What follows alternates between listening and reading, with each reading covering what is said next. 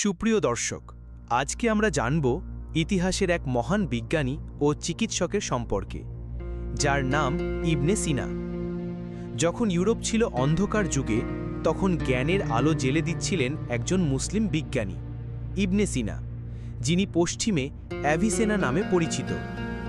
980 খ্রিস্টাব্দে বর্তমান উজবেকিস্তানে জন্ম নেওয়া এই প্রতিভা অল্প বয়সেই কোরআন মুখস্থ করেন এবং চিকিৎসা, দর্শন ও গণিতে অসাধারণ দক্ষতা অর্জন করেন।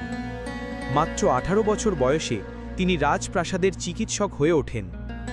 তার সর্বাধিক বিখ্যাত গ্রন্থ আল কানুন ফি আল তিব বা দ্য ক্যানন অফ মেডিসিন শতাব্দীর পর শতাব্দী ধরে ইউরোপ ও এশিয়ার মেডিকেল পাঠ্যপুস্তক হিসেবে ব্যবহৃত হয়েছে।